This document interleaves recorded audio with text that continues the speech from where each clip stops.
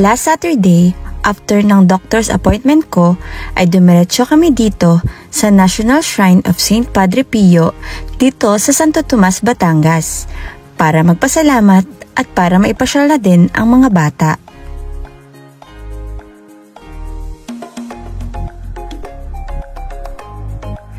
Two years na nga nung huli kami pumunta dito at buntis pa ako noon sa bunso ko. Kaya ngayon, kasama na namin siya nung bumalik dito.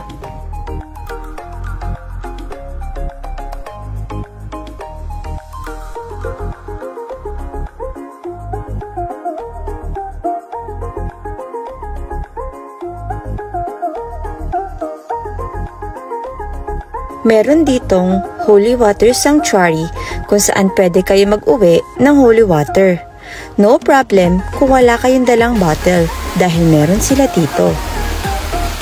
Tingnan niyo naman no, tuwan-tuwa ang bunso namin at si kuya.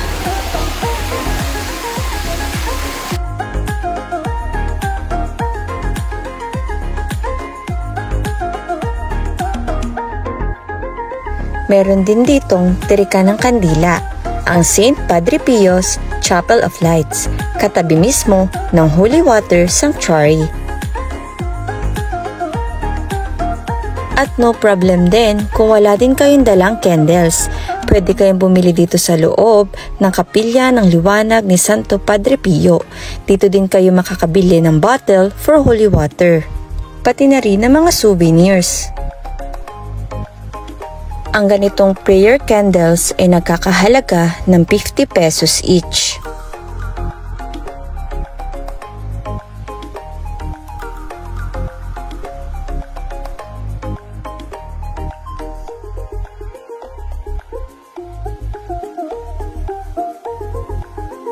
At nilibot na namin ang loob ng shrine.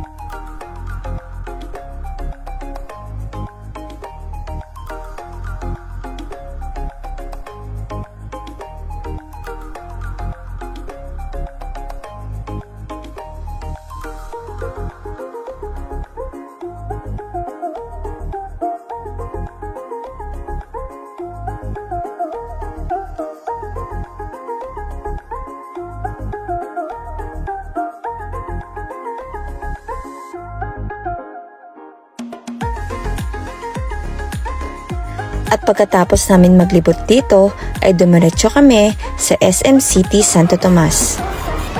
At itinirit nga ng daddy ang kanyang mga buckets dito sa Kidzuna.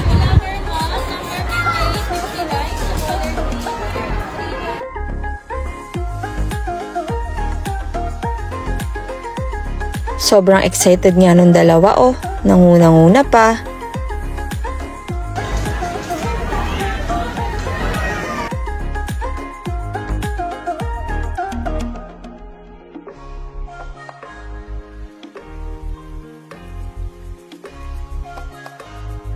At ito nga yung first time na makapasok si Bunso sa Kidzuna.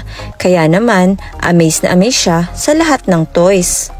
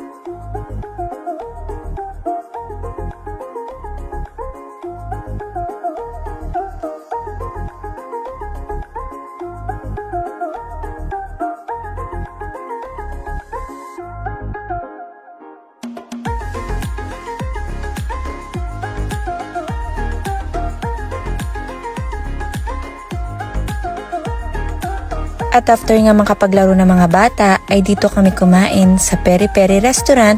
Dito lang din yan sa SM City, Santo Tomas. Thank you for the treat, Daddy.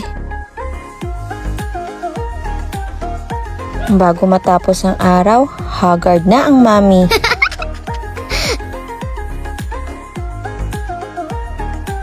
Maraming salamat po, Lord, sa lahat ng blessings.